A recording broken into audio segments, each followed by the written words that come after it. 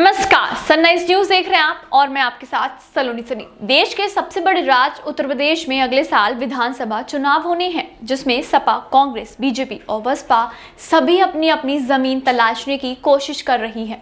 इसमें बीजेपी जहां अपनी सरकार बचाने की कोशिश में है, तो वहीं सपा फिर से वापसी की कोशिश कर रही है और जिसके लिए सपा प्रमुख अखिलेश यादव सोची समझी और सधी रणनीति के साथ चुनावी मैदान में कदम बढ़ा रहे हैं।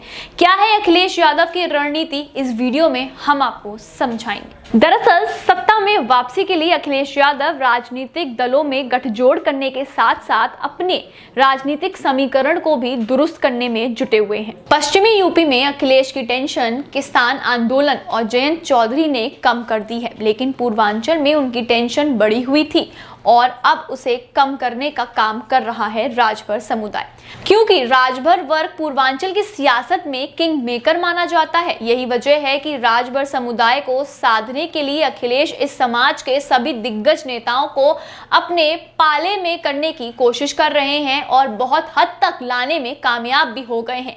ऐसे में अब देखना होगा कि पूर्वांचल में बीजेपी के लिए सपा क्या चुनौती खड़ी कर सकती है। दरअसल यूपी की सियासत में राजभर समुदाय के ओम प्रकाश राजभर, राम अचल राजभर और सुखदेव राजभर सबसे बड़े नेता के तौर पर जाने जाते हैं, जिनके जरिए बसपा पूर्वांचल की राजनीति में सियासी गुल खिलाती आ रही है।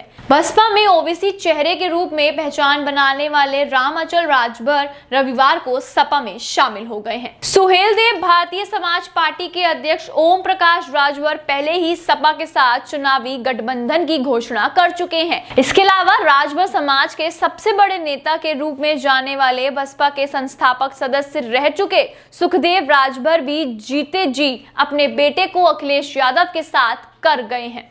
बसपा में अंबेडकर नगर लोकसभा प्रभारी और लोकसभा क्षेत्र के अध्यक्ष रहे जगदीश राजभर भी सपा में शामिल हो गए हैं। आपको बता दें, राम अचल राजभर बसपा के संस्थापक सदस्यों में से थे और काशीराम के समय से ही पार्टी से जुड़े हुए थे।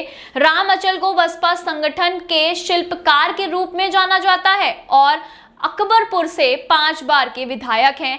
बसपा की सभी सरकारों में वो महत्वपूर्ण विभागों के मंत्री रहे हैं और अब जब वह सपा के साथ हैं तो अखिलेश यादव को फायदा होना तो तय है।